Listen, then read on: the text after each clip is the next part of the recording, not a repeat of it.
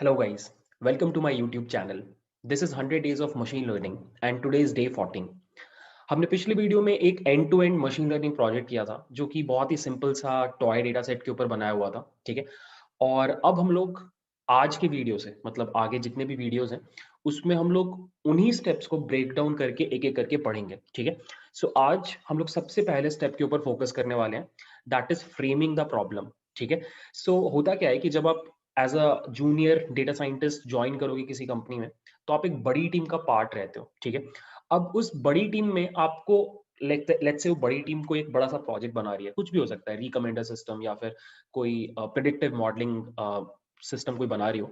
तो वहां पे आपको कोई छोटा सा काम मिलता है क्योंकि आपके 10 15 20 डेटा साइंटिस्ट हैं और सिंस आपने जस्ट ज्वाइन किया तो आपको कोई छोटा सा काम मिल जाएगा डेटा प्री प्रोसेस करने को, या फिर एक पर्टिकुलर मॉडल को पकड़ के आप ट्रेन करते हो, कुछ भी इस तरह का काम आपको मिलता है, राइट।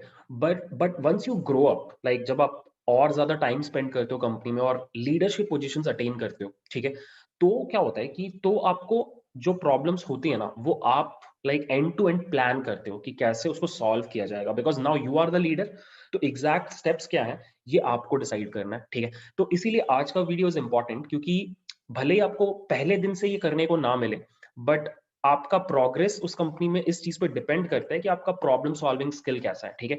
तो आज की वीडियो में I am just going to tell you कि अगर आपको एक बिजनेस प्रॉब्लम दिया जाए, ठीक है, मतलब एक बिजनेस को अगर कोई प्रॉब्लम हो रही है उसके बारे में अगर आपको बताया जाए, तो क्या आप उसको मशीन लर्निंग प्रॉब्लम में कन्वर्ट कर सकते हो कि नहीं, और फिर उसको सॉल्व कर सकते हो कि नहीं, ठीक है। तो that is the whole idea for today's video कि आज की डेट में अगर मुझे कोई एक बिजनेस प्रॉब्लम मिल रहा है तो मैं उसको मशीन लर्निंग प्रॉब्लम की तरह कैसे कन्वर्ट करूंगा, ठीक है।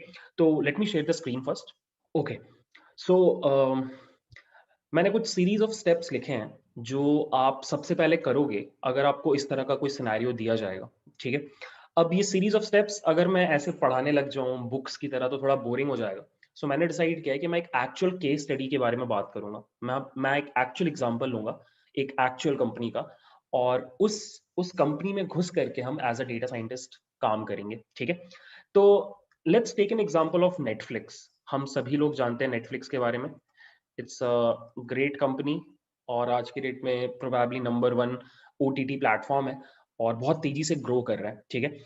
लेट्स अज्यूम कि हम नेटफ्लिक्स में बहुत बढ़िया डेटा साइंस पोजीशन पे हैं, लाइक हम लोग बहुत अच्छे बढ़िया डेटा साइंटिस्ट हैं। We can be the lead data scientist, ठीक है। अब नेटफ्लिक्स में एक मीटिंग चल रहा है इस पॉइंट पे कि नेटफ्लिक्स का रेवेन्यू कैसे बढ़ाया जा सकता है, ठीक है। और सारे जो इंपॉर्टेंट पर्सनालिटीज हैं अभी कंपनी में, सीईओ हो गया, सीटीओ हो गया, आपका ऑपरेटिंग ऑफिसर्स हो गए, और आप भी हो उस मीटिंग में, ठीक है। इट्स अ बिग मीटिंग और बहुत इंपॉर्टेंट मीटिंग है। वहां पे डिस्कस किया जा रहा है कि नेटफ्लिक्स का रेवेन्यू कैसे बढ़ाया जा सकता है, राइट। अब you are sitting in that meeting और आपसे भी पूछा गया कि बताओ, you are the head of data science team, what do you think Netflix का रेवेन्यू कैसे बढ़ाया जा सकता है। तो आपके दिमाग में क्लिक किया कि रेवेन्यू बढ़ाने के दो तरीके होते हैं। एक तरीका ये है कि हम ज्यादा नए कस्टमर्स को ला पाए अच्छा मार्केटिंग करके, ठीक है। सेकंड तरीका है कि आपके जो एग्जिस्टिंग कस्टमर्स हैं उनसे आप ज्यादा चार्ज करने लग जाओ, ठीक है। और थर्ड जो सॉल्यूशन है वो ये है कि आपके जो वो कस्टमर्स है जो प्लेटफॉर्म छोड़ के जा रहे हैं उनको आप किसी तरीके से रोक लो, ठीक है। तो नए कस्टमर्स लाना डिफिकल्ट है, एग्जिस्टिंग से ज्यादा लेना गलत बात है। तो आपके दिमाग में क्लिक किया कि क्यों ना हम एग्जिस्टिंग कस्टमर्स जो छोड़ के जा रहे हैं उनको किसी तरीके से रोक पाए, तो मुझे प्रॉफिट दिख रहा है, ठीक है। तो आपने यही बात पुट किया, आपने बोला कि व्हाट इफ बॉस हम चर्न रेट को घटा दें। नाउ चर्न रेट अगर आपको नहीं पता है तो मैं आपको जल्दी से डिफाइन करके बताता हूँ। चर्न रेट किसी भी प्लेटफॉर्म पे कैसे निकाला जाता है कि अभी जितने भी आपके एक्टिव यूजर्स हैं, इनफैक्ट जितने भी आपके यूजर्स हैं, उनमें से in a given period, let's say monthly या ईयरली बेसिस पे, कितने कस्टमर्स प्लेटफॉर्म छोड़ के जा रहे हैं। I give you one example, let's say Netflix में 100 यूजर्स हैं और नेटफ्लिक्स का मंथली चर्न रेट इज 2%, ठीक है। तो इसका मतलब है कि एक महीने बाद सिर्फ 98 कस्टमर्स बचेंगे, ठीक है। और फिर उसके एक महीने बाद 98 का 2% बचेगा, सॉरी 98 का 98% बचेगा, ठीक है। उसके बाद फिर 2% आप हटाते जाओ एग्जिस्टिंग में से, दैट इज चर्न रेट, ठीक है। तो अगर ये चर्न रेट बहुत ज्यादा है तो ऑब्वियसली आपकी कंपनी को नुकसान होने वाला है, ठीक है। अब एक डाउट जब मुझे आता था जब मैं चर्न रेट के बारे में पढ़ता था कि यार ऐसे तो 2% करते करते कंपनी खत्म हो जाएगी, ऐसा नहीं होता है, आपके नए कस्टमर्स भी आते रहते हैं और जनरली जो नए कस्टमर्स के आने का रेट होता है, वो चर्न रेट से ज़्यादा होता है, तभी आपके कस्टमर्स ग्रो करते हैं over a period of time. It's like ज़िंदा और मतलब पैदा होना और मरना, like birth rate and death rate. अगर आपका death rate is greater than birth rate, तो आपका पॉपुलेशन खत्म हो जाएगा। अगर आपका birth rate is higher than death rate, तो वो ग्रो करेगा पॉपुलेशन, ठीक है? तो वही सीन है यहाँ पे। चर्न रेट मैंने जितना पढ़ा है नेटफ्लिक्स में इज़ अराउंड 4% आज की डेट में, ठीक है? अब आपका टारगेट है इस 4% को नीचे लेके आना, प्रोबेबली 3.75 या 3.5। ये बहुत बड़ा ही हो जाएगा, मतलब ये इतना 0.25% का भी चेंज अगर आप ला पाओ नेटफ्लिक्स के स्केल पे, करोड़ों कस्टमर्स में, बहुत बड़ी बात है ये। तो मैं थोड़ा-सा ज़्यादा बोल दिया यहाँ पे, 3.75 बहुत ज़्यादा है। बट लेट्स से हमारा प्रॉब्लम स्टेटमेंट ये निकला एंड में कि मुझे किसी तरीके से चर्न रेट को घटाना है। क्योंकि अगर चर्न रेट घटेगा, तो इतने जो परसेंट लोग रुक गए मेरे प्लेटफॉर्म पे, उतने ज़्यादा लोग अब मुझे पैसे दे रहे हैं मंथली बेसिस पे, क्योंकि नेटफ्लिक्स का सब्सक्रिप्शन मॉडल है, पर मंथ बेसिस पे आप चार्ज करते हो, तो कस्टमर अगर रुक गया, तो पे तो करेगा ही, राइट? तो यही सीन है, ठीक है? अब आपने क्या कर दिया, एक बिज़नेस प्रॉब्लम, आपका बिज़नेस प्रॉब्लम क्या था? Increase revenue. उसको आप इस चीज़ पे ले आए, एक मैथमेटिकल प्रॉब्लम में ले आए कि आपको 4% से इस मेट्रिक को घटा करके 3.75 तक लाना है। यही मेरा काम है। उस मीटिंग से जब आप निकले, तो आपके दिमाग में ये नहीं है अब कि मुझे रेवेन्यू बढ़ाना है। आपके दिमाग में ये है कि मुझे 4 से 3.75 लेके आना है churn rate. This is step 1। कभी भी आपको कोई बिज़नेस प्रॉब्लम जब मिले, आपका first instinct as a good data scientist should be कि मैं उसको मैथमेटिकल प्रॉब्लम में कैसे कन्वर्ट कर सकता हूँ, एक ऐसा प्रॉब्लम जिसको मैं बोल पाऊँ, अपनी टीम को बता पाऊँ। अब मैं घुसूंगा अपने ऑफिस में और मैं अपने टीममेट्स को बुला करके सीधे बोलूंगा कि सी हमारा नेक्स्ट 6 मंथ्स का टारगेट है चर्न रेट को 4 से 3.75 लेके आना। That should be our end goal. इसी के लिए हम लोग पागल हो जाएंगे। दैट इज द आइडिया, ठीक है? तो ये हो गई सबसे पहली बात, आपने एक बिजनेस प्रॉब्लम को मैथमेटिकल प्रॉब्लम में कन्वर्ट कर दिया। अब आता है सेकंड स्टेप। अब सेकंड स्टेप में आप क्या करते हो, आप खुद से बातें करते हो। आप सबसे पहले ये आइडेंटिफाई करते हो कि आप किस टाइप का प्रॉब्लम सॉल्व कर रहे हो। आप किस टाइप का प्रॉब्लम सॉल्व कर रहे हो, मतलब सुपरवाइज्ड है, अनसुपरवाइज्ड है, सुपरवाइज्ड है तो रिग्रेशन है या क्लासिफिकेशन है, राइट? अब यहां पर आपको क्या करना पड़ता है, you have to see the big picture. You have to see the big picture. Big picture का मतलब कई चीजें हो सकती हैं। पहला कि एंड प्रोडक्ट क्या होगा, what will be the end product, right? See आपको क्या करना है, आपको चर्न रेट रिड्यूस करना है, राइट? आपको चर्न रेट रिड्यूस करना है। चर्न रेट रिड्यूस कैसे होगा? चर्न रेट रिड्यूस तब होगा जब आप उन कस्टमर्स को रोक पाओ जो छोड़ के जाने वाले हैं। तो आपको चर्न रेट प्रिडिक्शन नहीं करना है, यहाँ पे कंफ्यूज मत होना। आपको चर्न रेट का प्रिडिक्शन नहीं करना है, ये अलग काम है, ये किसी और का काम है। चर्न रेट का प्रिडिक्शन करना किसी और का काम है कि इतने परसेंट कस्टमर्स छोड़ के जाएंगे, किसी और का काम है। आपका काम है उसको घटाना। आपका काम है उन लोगों को रोकना जो जाने वाले हैं। तो यहाँ पे आपको सबसे पहले ये पता करना है कि कौन लोग छोड़ के जाने वाले हैं। This is your main task. If you have to reduce the churn rate, then your main task is to identify the customers who are going to leave the platform, right? तो मेरा टास्क ये हो गया सबसे पहले तो कि मुझे अपने उन कस्टमर्स को आइडेंटिफाई करना है जो प्लेटफॉर्म छोड़ के जाने वाला है। क्या कोई कस्टमर छोड़ के जाने वाला है? यस और नो, ठीक है? अब क्वेश्चन आता है कि एंड प्रोडक्ट क्या होगा, मैं बनाने वाला क्या हूं? मुझे उनको रोकना है, राइट? तो रोकने के लिए मुझे कुछ तो करना पड़ेगा। लेट्स से मुझे पता चल गया, मैंने आइडेंटिफाई कर लिया कि ये बंदा है, ये प्लेटफॉर्म छोड़ के जाने वाला है, राइट? तो अब मैं उसको रोकने के लिए क्या कर रहा हूँ, ये मुझे डिसीजन मेकिंग करना है। अब यहाँ पे चीजें थोड़ी कॉम्प्लेक्स हो सकती हैं because you are working for a big organisation. आप मल्टीपल चीजें कर सकते हो किसी को रोकने के लिए। एक इमीडिएट चीज आप ये कर सकते हो कि उसको अगले महीने थोड़ा सा डिस्काउंट दे दो। आप बोलो कि here is a discount for you 50%। तो हो सकता है कि 50% कम पे करने के हिसाब से वो रुक जाए। आप एक तरीका ये अपना सकते हो, राइट? सेकेंड है कि आप ये आइडेंटिफाई करो कि उसको परेशानी क्या हुई है, राइट? क्या उसको अपने पसंद का कंटेंट नहीं मिल रहा, या फिर वो थोड़ा ज्यादा एज का यूजर है और हमारा यूआई नेविगेट नहीं कर पा रहा, या फिर उसके एरिया में इंटरनेट का प्रॉब्लम है, कुछ भी आप पता करो कि उसके साथ हो क्या रहा है, ठीक है? तभी आप उसका प्रॉब्लम सॉल्व कर पाओगे। बट अभी आपने इमीडिएट प्लान क्या किया? मेरा इमीडिएट प्लान है कि मैं अभी, सिंस मुझे कस्टमर्स का प्रॉब्लम आइडेंटिफाई करने में 1-2 महीने का टाइम लग सकता है, बट कस्टमर तो तुरंत छोड़ के चला जाएगा। तो मेरा immediate plan of action is कि जैसे मैं आइडेंटिफाई करता हूँ कि कोई कस्टमर छोड़ के जा रहा है, मैं उसको तुरंत इंस्टेंट डिस्काउंट ऑफर करूंगा उसके नेक्स्ट नेक्स्ट मंथ के सब्सक्रिप्शन पे। लेट्स होप रुक जाए। तो इस पॉइंट पे अगर आप देखो, तो ऐसा लग रहा है कि जैसे आप जो ये प्रॉब्लम सॉल्व कर रहे हो, ये एक्चुअली सुपरवाइज्ड मशीन लर्निंग वाला प्रॉब्लम है और आपको एक क्लासिफिकेशन प्रॉब्लम मिल रहा है, क्लासिफिकेशन प्रॉब्लम मिल रहा है, जहां पे आपको हर एक इनकमिंग कस्टमर के लिए ये प्रिडिक्शन करना है कि क्या वो इस मंथ प्लेटफॉर्म छोड़ेगा या नहीं छोड़ेगा। राइट, अभी तक आपके दिमाग में ये पिक्चर बना कि मुझे हर कस्टमर के लिए प्रिडिक्शन करना है कि प्लेटफॉर्म छोड़ेगा कि नहीं छोड़ेगा। बट सडनली से फिर आपका आपके कलीग के साथ डिस्कशन हुआ, उसने बोला कि एक बात बताओ, हर कोई जो प्लेटफॉर्म छोड़ के जाने वाला है, हम सबको बराबर क्यों मान रहे हैं? कुछ लोग ऐसे होंगे जिनका प्लेटफॉर्म छोड़ के जाने का मन ज्यादा कर रहा होगा, कुछ लोग ऐसे होंगे जिनका प्लेटफॉर्म छोड़ के जाने का मन थोड़ा बहुत कर रहा होगा। राइट, सभी लोगों के अंदर बराबर ऐसा नहीं होगा कि मुझे नेटफ्लिक्स छोड़ना है। कुछ लोग थोड़े ज्यादा पिस्ड ऑफ होंगे, कुछ लोग थोड़े कम पिस्ड ऑफ होंगे। तो सभी को बराबर डिस्काउंट क्यों देना? क्योंकि आप जिस स्केल पे डिस्काउंट दे रहे हो बहुत खर्चा हो सकता है। तो व्हाट इफ मैं ये आइडेंटिफाई करूं कि इसका भी थोड़ा सा मन है छोड़ के जाने का, तो मैं इसको कम डिस्काउंट दूं, और इसका भी बहुत ज्यादा मन है छोड़ के जाने का, तो उसको मैं ज्यादा डिस्काउंट दूं। राइट, आप ऐसा कर सकते हो ना। तो तब आपने सोचा कि हाँ यार ये बात सही है, why not identify the amount with which they want to leave the platform। मतलब वो सेंटिमेंट आप निकालना चाहते हो कि कितना परसेंट में बंदा मतलब what is the probability of a guy leaving the platform। आप 90% श्योर हो कि ये बंदा छोड़ के जाएगा, आप 100% श्योर हो ये बंदा छोड़ के जाएगा, आप 50% श्योर हो ये बंदा छोड़ के जाएगा। तो आप हर कस्टमर के लिए एक स्कोर जनरेट करना चाहते हो 0 से 100 के बीच में, कि इतना परसेंट वी आर श्योर कि ये प्लेटफॉर्म छोड़ के जाएगा। जिसका परसेंटेज जितना हाई, आप उसको उतना ज्यादा डिस्काउंट दो, और जिसका जितना कम, उसको उतना कम डिस्काउंट दो। राइट, तो सडनली से आपने रियलाइज किया, क्या रहना, ये नहीं गलती कर रहे थे, ये क्लासिफिकेशन प्रॉब्लम नहीं है, this is a regression problem, this is a regression problem.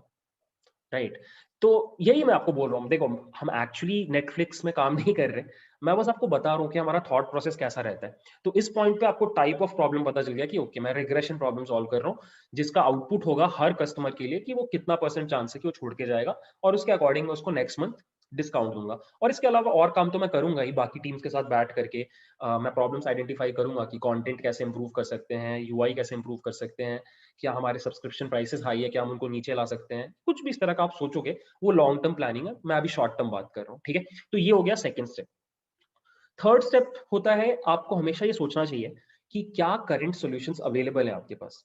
Right, तो आप इस केस में क्या करते हो, आप अपने ऊपर सीटीओ वगैरह से जाके बात करते हो, जिनको सबके बारे में पता होता है, उनसे आप जाके बात करते हो, तो आपको पता चला कि हाँ एक एग्जिस्टिंग सॉल्यूशन तो है जो ओवरऑल चर्न रेट बताता है, ओवरऑल चर्न रेट नेटफ्लिक्स का पूरा, कि नेक्स्ट मंथ 5% के अराउंड होगा या 6% के अराउंड होगा, ये प्रिडिक्शन करके दे देता है। ऐसा एक मॉडल है आपके पास। राइट, और ये +-10% एक्यूरेट भी रहता है। तो आपने बोला चलो ठीक है, किसी ने कुछ काम कर रखा है, हम उसके काम से थोड़ा सा इंस्पिरेशन ड्रॉ कर सकते हैं कि उसने क्या क्या फैक्टर्स कंसिडर किए थे ये वाला प्लेटफॉर्म बनाने के केस में। तो इससे आपको थोड़ा सा हेल्प हो जाता है कि पहले कुछ काम किया हुआ है उसी डायरेक्शन में, तो आपको स्क्रैच से स्टार्ट करने की जरूरत नहीं है। आप चाहो तो जाके उस टीम से बात कर सकते हो कि what were the exact factors जो आपने कंसिडर किया था ये चर्न रेट कैलकुलेट करने में या प्रिडिक्ट करने में। ठीक है, तो इससे आपको एक हेड स्टार्ट मिल जाता है अपना प्रॉब्लम सॉल्व करते टाइम। ठीक है, तो ये भी एक तरीका हो गया, ये भी एक स्टेप हो गया करंट सोल्यूशन के बारे में पता करना। नेक्स्ट आ गया आप बहुत इंपॉर्टेंट स्टेप, कि डेटा कहाँ से आएगा and what will be the data. Right, अब यहाँ पर अब आपको बैठ के बहुत क्लियरली सोचना है कि आपको कैसा डेटा चाहिए, उस डेटा में क्या क्या कॉलम्स होने चाहिए। तो यहाँ पे आपको बहुत टाइम स्पेंड करना पड़ेगा टू एग्जैक्टली थिंक कि आपको किस तरह के डेटा को लेके आना है अपने पास। ठीक है, अब अगर आपको निकालना है कि कोई बंदा कितना परसेंट प्रोबेबिलिटी के प्लेटफॉर्म छोड़ के जाएगा, तो आपको पलट करके क्या करना पड़ेगा, आपको लोगों का वॉच टाइम स्टडी करना पड़ेगा उस मंथ की, उसने कितने घंटे नेटफ्लिक्स पे स्पेंड किया, उसमें कितना टाइम उसने ब्राउजिंग में स्पेंड किया, कितना टाइम वो एक्चुअली मूवी देख रहा था। ऑब्वियसली अगर वो ब्राउजिंग में ज्यादा टाइम स्पेंड कर रहा है तो उसको अपने मनपसंद का कंटेंट नहीं मिल रहा है, तभी वो इतना सर्च कर रहा है। और अगर वो स्ट्रीमिंग में ज्यादा टाइम स्पेंड कर रहा है तो इट सीम्स कि वो भी इन्वॉल्व है, कुछ ना कुछ देख रहा है, जो कि अच्छी बात है। ठीक है, फिर आप ये निकालोगे कि एक पर्टिकुलर महीने में उस बंदे ने कितने सर्चेस किया आपने आपके प्लेटफॉर्म पे, और उसमें से कितने सर्चेस का एग्जैक्ट रिजल्ट आपको मिल गया। राइट, मतलब लेट्स से मैंने एक मूवी सर्च किया मैट्रिक्स, मैट्रिक्स मुझे नहीं मिला, फिर मैंने कोई और मूवी सर्च किया इंसेप्शन, वो भी मुझे नहीं मिला, और इस तरह के मेरे मेरे 300 सर्चेस है पूरे मंथ में, और मुझे 300 चीजें नहीं मिली जो मैं खोज रहा था। तो obviously this is a bad thing, it shows कि आपके कस्टमर को जो चाहिए है वो नहीं मिल रहा। तो आप ये चीज निकाल सकते हो। राइट, आप ये भी निकाल सकते हो कि कितनी बार आपका कस्टमर एक पर्टिकुलर गिवन मंथ में कोई मूवी या फिर कोई शो स्टार्ट करके बीच में छोड़ दिया, ये बता रहा है कि आपका कंटेंट जो है वो उतना टेम्पटिंग नहीं है, वो इतना इंटरेस्टिंग नहीं है कि आपके कस्टमर को पकड़ के रख पा रहा है। तो this is also a factor, right. You can also see कि आप जो रिकमेंडेशन दे रहे हो उसको, उसमें से कितने रिकमेंडेशन पे वो क्लिक कर रहा है, राइट। तो वही मैं आपको बता रहा हूँ कि आपको यहाँ पे बैठ के सोचना होगा कि आप क्या क्या फैक्टर्स के बारे में सोच सकते हो, क्या क्या फैक्टर्स हो सकते हैं, राइट। और आपको इवेंचुअली क्या करना होगा, आपको जाके एक डेटा इंजीनियर को पकड़ना होगा, एक डेटा इंजीनियर को पकड़ना होगा जो क्या करेगा, नेटफ्लिक्स के एक्चुअल डेटाबेस से, जो मैंने आपको शायद बताया भी था, OLTP से आपको एक डेटा वेयरहाउस बना के दे देगा, जिस डेटा वेयरहाउस में ये सारे के सारे कॉलम्स होंगे फॉर गिवन कस्टमर्स। और उस डेटा सेट के ऊपर फिर आप काम करोगे। तो यहाँ पे आपको समझ में आ रहा है कि you need a data engineer, because उस गिवन डेटा से ये डेटा लाना मेरे बस का बात नहीं है, मुझे नहीं आता, मुझे किसी और के एक्सपर्टीज का जरूरत पड़ेगा, ठीक है। तो यहाँ पे आप अपने डेटा इंजीनियरिंग टीम के पास जाओगे और उधर जाके बात करोगे कि सी हमारे पास क्या क्या डेटा है और उसमें से मुझे ये डेटा निकाल करके दो, ठीक है। तो ये हो गया अपना fourth step. Next is metrics to measure. आप कैसे पता करोगे कि आपने जो मॉडल बनाया है वो सक्सेसफुल है कि नहीं, राइट। तो यहाँ पे आप ऑब्वियसली चेक करोगे कि आप जितना चर्न रेट प्रिडिक्ट कर रहे थे और इवेंचुअली जितने लोग छोड़ के गए प्लेटफॉर्म, उसमें डिफरेंस कितना है। लेट्स से वो डिफरेंस आ रहा है सिर्फ 0.25, तो यू विल बी लाइक हाँ फिर सही है, मतलब मैं प्रिडिक्ट कर रहा था इतने लोग छोड़ के जाएंगे, उससे बस थोड़े ही ज्यादा लोग छोड़ के गए, तो मैं सही डायरेक्शन में मूव कर रहा हूँ।